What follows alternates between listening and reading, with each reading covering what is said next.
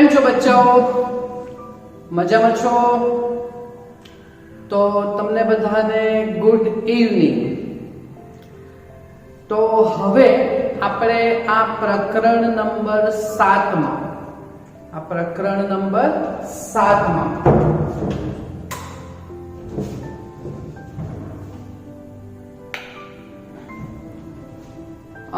માત્ર 2 મુદ્દાઓ બાકી છે.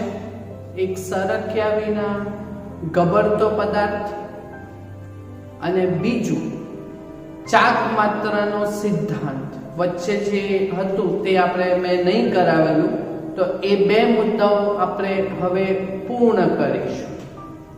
તો આજે આપણે સરક્યા વિના ગબડતા પદાર્થ માટે કોઈ ઢાળ હોય તો એ ઢાળ એનો ખૂણો હોય, તો ધારો કે થીટા જેટલો ખૂણો છે, તો એ થીટા કોણવાળા ઢાળ ઉપરથી જ્યારે કોઈ પદાર્થને ગબડાવવામાં આવે સરક્યા વિના, ઓકે, તો એ ગતિ સાથે જશે. તો એ ગતિ સાથે સંકળાયેલી ગતિ ઊર્જા અને બીજું એ જ્યારે તળિયા પર પહોંચે ત્યારે તેનો વેગ નું સૂત્ર આપણે મેળવીશું. એ છેલ્લો પદાર્થ છે જેને લોટણ જલ્દી થિયરી છે, જેને લોટણ ગતિ તરીકે પણ આપણે ઓળખીશું. રાઈટ? ઓકે. તો આ આપણી ઇમ્પોર્ટન્ટ 3 માર્ક્સની થિયરી કે થીટા કોણવાળા ઢાળ પરથી સરક્યા વિના ગબડતા પદાર્થની ગતિ ઊર્જા અને વેગનું સૂત્ર મેળવો. ઓકે.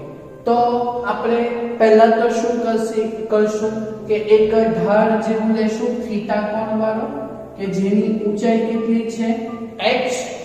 તેના પરથી આપણે m દળ અને r ત્રિજ્યાવાળા પદાર્થને આપણે ગબડાવીશું.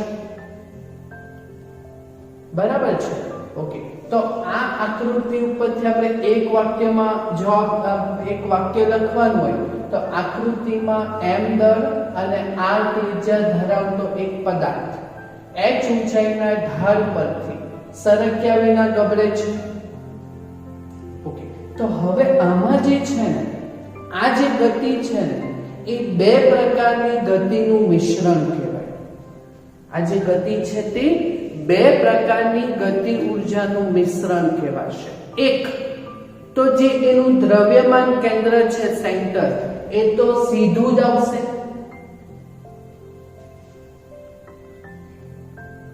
બરાબર? અને બીજું કે સાથે સાથે પદાર્થ ચાક ગતિ કરતો પણ નીચે આવતો છે. બરાબર?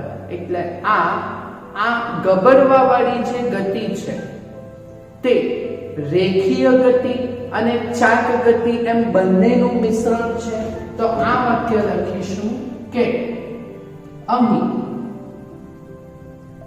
સરક્યા વિના ગબડતા પદાર્થની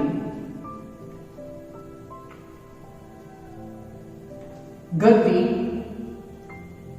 એ રેખીય ગતિ અને ચાક ગતિ, રેખીય ગતિ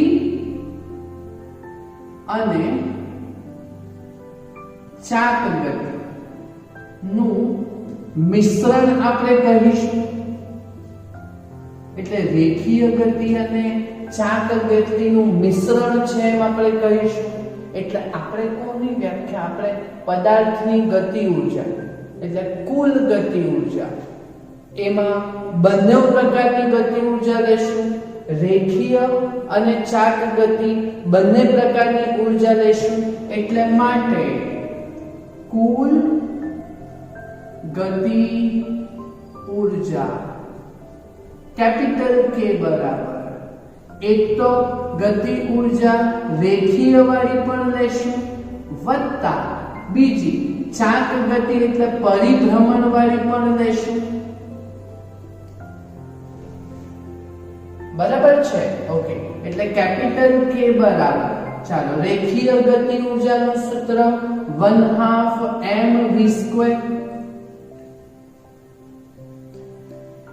વત્તા ચાક ગતિ ઊર્જાનું સૂત્ર 1/2, ચાલો ચાક ગતિ ઊર્જામાં દળની જગ્યાએ શું આવે? દળની જગ્યાએ રેખીય ગતિમાં દળ, તો ચાક ગતિમાં જચા I, અહીંયા રેખીય વેગ v, તો ચાક ગતિમાં કોણીય વેગ ઓમેગા, તો I ઓમેગા². બરાબર. હવે આપણે શું કરીશું તે બરાબર ધ્યાન આપો. જે છેલ્લા બે પદ છે ને I અને ઓમેગા, આ બંનેના આપણે સૂત્ર મૂકીએ. જડત્વની ચાક માત્રા, અહીંયા પદાર્થ કયો છે તે આપણને ખબર નથી. રિંગ હોત તો 1m² લેતે આપણે, તકતી હોત તો 1/2 m² લેતે, પોલો ગોળો હોતે તો 2/3 m² લેતે, નક્કર ગોળો હોત તો આપણે 2/5 m² લેતે. પણ અહીંયા કયો પદાર્થ છે તે આપણને ખબર નથી, એટલે આપણે આ જડત્વની ચાક માત્રા જે છે તે ચક્રાવર્તન ત્રિજ્યાના સ્વરૂપમાં લખશું. એટલે ચક્રાવર્તન ત્રિજ્યા એટલે સ્મોલ k, તો એના સ્વરૂપમાં જડત્વની ચાક માત્રા અહીંયા લખીશું.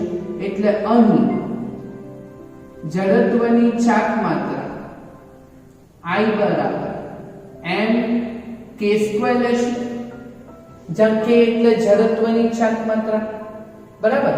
અને આ જે રેખીય આ ઓમેગા જે છે તેને આપણે રેખીય, આ કોણીય વેગ છે ને તો એને રેખીય વેગમાં ફેરવીશું. તો રેખીય વેગ અને કોણીય વેગ વચ્ચેનો સંબંધ શું છે?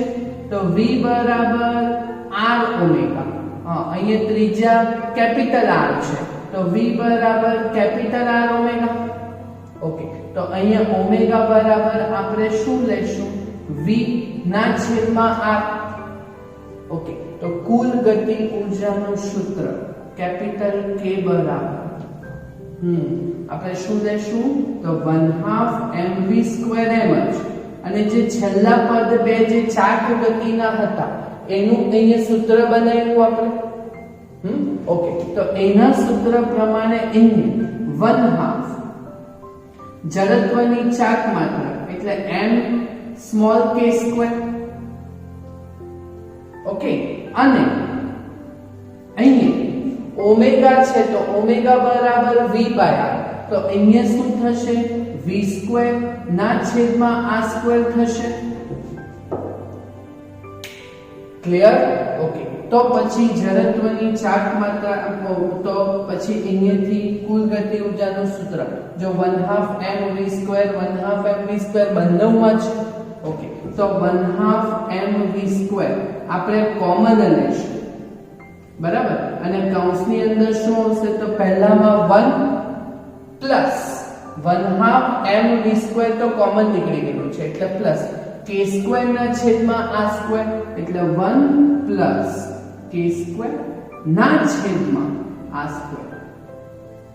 ઓકે, તો આ જે સૂત્ર થયું તે આપણું કોનું સૂત્ર થયું? ગતિ ઊર્જાનું સૂત્ર થયું, બરાબર. ઓકે, બીજું આપણે અહીંયા કોનું સૂત્ર લાવવાનું છે? વેગનું, વેગ, બરાબર. તો હવે આપણે શું કરીશું કે આ જે ઊર્જા છે તે કોના પરિણામે મળેલી છે? તો પદાર્થ પહેલા ક્યાં હતો? અહીંયા હતો, h ઊંચાઈ. તો પદાર્થ સ્થિર હતો. તો પદાર્થ સ્થિર હોય તો કઈ ઊર્જા આવે? સ્થિતિ ઊર્જા આવે. અને સ્થિતિ ઊર્જા નું જ અહીંયા ગતિ ઊર્જામાં રૂપાંતર થયેલું છે. તો બોલો સ્થિતિ ઊર્જા નું સૂત્ર શું હતું? છઠ્ઠા ચેપ્ટરમાં ગુરુત્વીય સ્થિતિ ઊર્જા, h ઊંચાઈ વાળું m દળનો પદાર્થ mgh હતું. ઓકે, તો હવે આપણે વેગનું સૂત્ર કેવી રીતે આવીશું તે જોજો. એટલે હવે ઊર્જા સંરક્ષણ મુજબ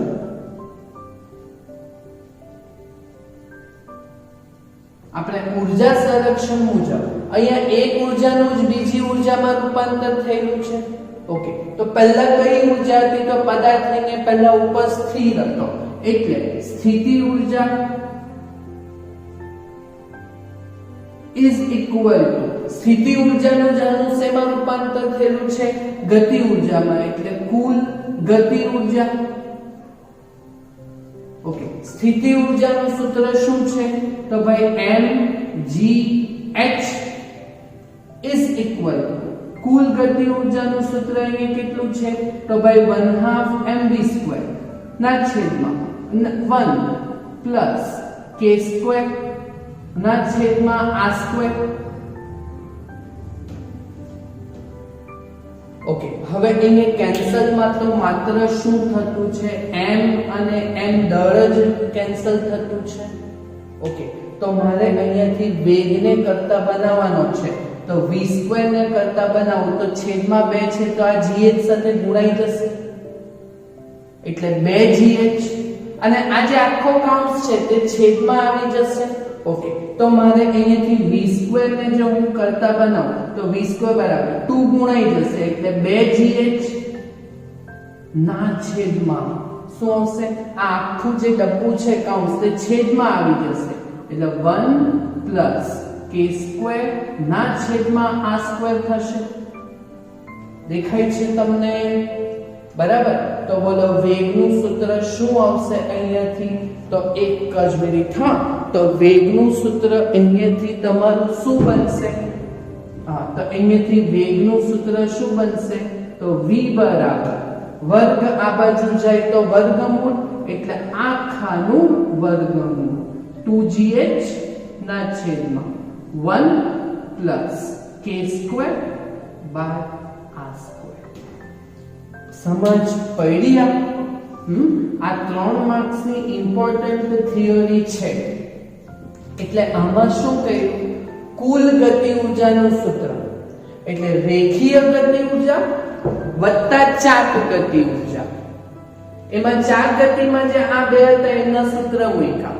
કયો પદાર્થ છે તે આપણને ખબર નથી એટલે જચાનું સૂત્ર mk² લીધું, ચક્રાવર્તન ત્રિજ્યા વાળું. ઓકે, અને ઓમેગા ને ફેરવ્યો v માં એટલે v બરાબર r ઓમેગા, તો ઓમેગા બરાબર v upon r. તો આ પ્રમાણે ગતિ ઉર્જાનું સૂત્ર આવ્યું. અને વેગનું કેવી રીતે આવ્યું? તો આ ગતિ ઉર્જા ક્યારે મળી?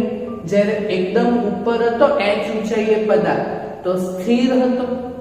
તો સ્થિર હોય ત્યારે સ્થિતિ ઉર્જા, તે સ્થિતિ ઉર્જાનું સૂત્ર h ઊંચાઈએ mgh, જે આપણે સ્કૂલમાં ભણી જ ગયા છો તમે. તો એ સ્થિતિ ઉર્જા mgh નું કન્વર્ઝન આપણે લીધું આ ગતિ ઉર્જામાં, તો ત્યાંથી વેગને કરતા બનાવ્યો. ક્લિયર? ને આ વેગના સૂત્ર પરથી આપણી પાસે એક છે ઉદાહરણ નંબર 16 3 માર્ક્સ માટે. તો એનામાં કોનો વેગ, કયા પદાર્થનો વેગ વધારે, તો તે આપણે ચેક કરવાનું છે. તો જો અહીંયા શું કીધેલું છે? 3 પદાર્થો છે. કયા કયા છે જોજો? તો એક રિંગ છે, બીજું ઘન નળાકાર છે અને ત્રીજું ઘન ગોળો છે. ઉદાહરણ 16. ઓકે, ને ઢાળ પરથી સરક્યા વિના ગબડતા છે. બધા પદાર્થની ત્રિજ્યા સમાન છે. તો કયા પદાર્થ મહત્તમ વેગ સાથે જમીન પર પહોંચશે? તો આપણને સરક્યા વિના ગબડતા પદાર્થના વેગનું સૂત્ર ખબર છે ને આપણને. તો એ વેગનું સૂત્ર, કોનો વેગ મહત્તમ તે શોધવાનું છે. તો ઢાળ પરથી સરક્યા વિના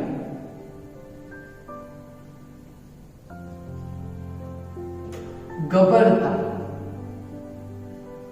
પદાર્થનો વેગ. ઓકે, તો એ પદાર્થનો વેગનું સૂત્ર આપણી પાસે શું છે? તો v બરાબર વર્ગમૂળમાં પછી 2gh ના છેદમાં 1 પ્લસ k² ના છેદમાં r² છે આપણી પાસે. જ્યાં k એટલે ચક્રાવર્તન ત્રિજ્યા ઓકે, તો આપણે કયા પદાર્થનો વેગ મહત્તમ હશે? તો ચાલો પહેલો ચેક કરીએ પદાર્થ કયો છે? રિંગ. ઓકે, તો પહેલો પદાર્થ કયો છે? રિંગ માટે. ચાલો, તો રિંગ માટે આપણે શું કરીશું કે આ જે k એટલે ચક્રાવર્તન ત્રિજ્યા, તો આ ચક્રાવર્તન ત્રિજ્યાનું સૂત્ર લાવીએ, જે પણ આપણે પેલા અવલોકન ટેબલમાં કરેલું જ છે. ઓકે, તો રિંગ માટે, ઓકે, તો રિંગ માટે જડત્વની ચાક માત્રા I બરાબર mr² આવે રિંગ માટે, બરાબર. અને અહીંયા જડત્વની ચાક માત્રા I બરાબર mk² આવે ચક્રાવર્તન ત્રિજ્યાના સ્વરૂપમાં, બરાબર. ચાલો, તો બંનેને સરખાવો. તો mk² બંને જડત્વની ચાક માત્રા, તો mk² બરાબર mr², બરાબર. આ કરેલું છે ને આપણે પેલા જડત્વની ચાક માત્રાનું જે ટેબલ હતું તે. ઓકે, તો અહીંયાથી m અને m કેન્સલ થશે, તો k² બરાબર r² લેવાશે. ઓકે, તો આ k² બરાબર r² આપણે લેશું. દળ અહીંયા કેન્સલ થતું છે. ઓકે, તો આ સૂત્રમાં આપણે રિંગ માટે k² ની જગ્યાએ આપણે r² લેશું, બરાબર. ઓકે, તો માટે વેગ કોના માટે? રિંગનો. તો v બરાબર વર્ગમૂળ 2gh ના છેદમાં 1 પ્લસ k² ની જગ્યાએ આપણે r² લેશું. ઓકે, તો r² ના છેદમાં r². ઓકે, ચાલો, તો પછી અહીંયા વર્ગમૂળમાં કેટલું આવશે? તો 2gh ના છેદમાં કેટલું આવશે? તો જોજો, આ r² અને r² તો કેન્સલ થશે, તો r² બાય r² કેન્સલ થાય એટલે 1 વત્તા 1 કેટલા થશે? 2. ઓકે, એટલે છેદમાં કેટલા આવશે? 2. તો પાછા 2 કેન્સલ થશે, તો રિંગનો વેગ તે √gh જેટલો આવશે. સમજ પડી? ક્યાં? સમીકરણ નંબર 1. આ 2 અને 2 કેન્સલ થયા એટલા માટે, બરાબર. ચાલો, આ જ વસ્તુ આપણે બીજા બે પદાર્થો માટે પાછી વસ્તુ કરીએ. કયો છે? ઘન નળાકાર. ઓકે, તો બીજો પદાર્થ છે તે ઘન નળાકાર માટે. ચાલો, તો ઘન નળાકાર માટે ચક્રાવર્તન ત્રિજ્યા, ઘન નળાકાર માટે ચક્રાવર્તન ત્રિજ્યાના સ્વરૂપમાં જચા તે mk². mk² ને આપણે સરખાવવાનું ઘન નળાકારની જચા. આ ઘન નળાકાર છે. ઓકે, એટલે સાઈડ પરથી જોઉં તો તકતી દેખાય અને તકતીની જચા તે 1/2 mr². તો mk² ને અહીંયા ઘન નળાકાર માટે 1/2 mr² સાથે સરખાવીશું, બરાબર. તો પાછું અહીંયા દળ કેન્સલ થશે, તો k² ની જગ્યાએ આપણે શું લેશું? તો k² ની જગ્યાએ લેશું આપણે r²/2 લેશું આપણા વેગના સૂત્રમાં. ઓકે, તો v વેગ એ ઘન નળાકાર માટે આપણે શોધીએ, તો v ઘન નળાકાર માટે. ઓકે, તો આ સૂત્ર v બરાબર વર્ગમૂળમાં 2gh ના છેદમાં 1 પ્લસ k² બાય r². ને k² ની જગ્યાએ કેટલા લેવાના છે? r²/2. ઓકે, તો k² ની જગ્યાએ આપણે r² લેશું, તો બોલો k² ના છેદમાં r² કેટલા થશે? k² બાય r² ની વેલ્યુ લાવો છે ને, તો k² ના છેદમાં r² કેટલા થશે? 1/2. ઓકે, તો અહીંયા શું આવશે? 1/2.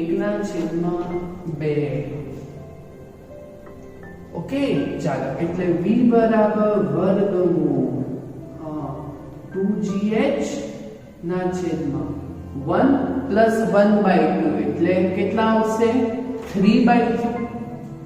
ઓકે, તો અહીંયા ઘન નળાકારનો વેગ કેટલો થશે? ઘન નળાકાર માટે વેગ કેટલો થશે? તો છેદનો છેદ ઉપર આવીને ગુણાશે, એટલે 4gh ના છેદમાં 3 આવશે.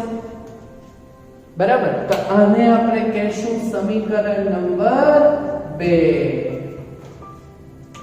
ઓકે, ચાલો. અને ત્રીજો કયો પદાર્થ છે? ઘન ગોળો એટલે નક્કર ગોળો. ઓકે, તો ઘન ગોળા માટે આ વસ્તુ આપણે પાછું કરીએ. ચાલો, તો ઘન ગોળા માટે જચા mk² ને આપણે ઘન ગોળાની જચા આપણે કેટલી લાવેલી છે? 2/5 mr². બરાબર, તો એનેથી આપણે પાછું દળ કેન્સલ થશે. તો બોલો k² બરાબર કેટલા આવશે? તો k²/r² ની વેલ્યુ પ્રમાણે k² બરાબર કેટલા આવશે? 2/5r² આવશે. ક્લિયર? ઓકે, ચાલો. તો v ગોળાનો વેગ આપણે શોધીએ. તો v ઘન ગોળા માટે. ઓકે, તો ઘન ગોળાનો વેગ વર્ગમૂળ 2gh ના છેદમાં 1 પ્લસ k²/r². તો k²/r² નું સૂત્ર અહીંયા કેટલું આવશે? 2/5. બરાબર, ઓકે. તો 2/5 અહીંયાથી આપણે લસા લઈએ તો 2gh ના છેદમાં, ચાલો લસા લો તો 5 * 1 = 5, 5 લસા ને તો 5 + 2 7, તો 7/5 થશે. બરાબર, તો બોલજો v ઘન ગોળા માટે જવાબ કેટલો આવશે? તો v ઘન ગોળા માટે જવાબ આવશે 5 છેદનો છેદ ઉપર જશે એટલે ગુણાશે, એટલે 10gh ના છેદમાં 7 થશે આવું. ઓકે, તો હવે બોલો જો કોનો વેગ વધારે આવશે? તો વર્ગમૂળ gh 1 છે, વર્ગમૂળમાં 1gh, વર્ગમૂળમાં 4/3 એટલે 1.33gh વર્ગમૂળમાં. ઓકે, અને વર્ગમૂળમાં 10/7 કરો તો 10/7 કરો તો 1.33 કરતા તો વધારે જ આવશે. બરાબર, એટલે બોલજો આમાંથી કયા પદાર્થનો વેગ વધારે હશે? તો સૌથી વધારે વેગ ઘન ગોળાનો હશે. એટલે એક વાક્યમાં આપણે જવાબ લખશું. માટે શું લખશું? માટે ઘન ગોળાનો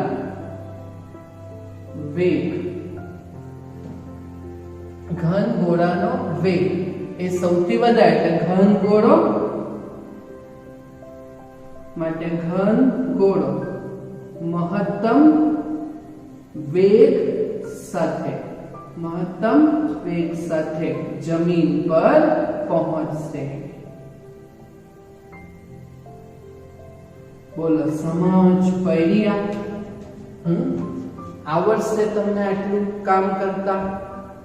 બરાબર, તો આટલી 2 વસ્તુ કરજો. આ બંને ઇમ્પોર્ટન્ટ છે 3 થી 4 માર્ક્સ માટે. બરાબર, અને આપણે કન્વર્ટ કરી દઈએ 3 માર્ક્સમાં નહીં. કેટલા માર્ક્સ માટે? આ થિયરીને કન્વર્ટ કરી દઈએ 4 માર્ક્સ માટે. ને આમાં 3 પદાર્થોના વેગ, એટલે આ દાખલો, આ સૂત્રનો 1 માર્ક્સ ને પછી એ આ જવાબ લાવવાનો, તો એને પણ આપણે કન્વર્ટ કરી દઈએ. કેટલા માર્ક્સ માટે? 4. બોલો સમજ પડી દાખલામાં? જૂના જ કોન્સેપ્ટ છે અને આ થિયરી આવડે તો પછી આ દાખલો તમને આવડવો જ જોઈએ. તો બરાબર સમજજો આ લેક્ચરને, અને જ્યારે પણ કરો આ દાખલો અને થિયરી તો તમારા નોટમાં જાતે કરજો. બંને વસ્તુઓ ઇમ્પોર્ટન્ટ રાખીશું. ક્લિયર? થશે તમારાથી આટલું કામ? બરાબર ને? ઓકે, તો આટલું કામ તમે પૂરું કરજો. Thank you very much.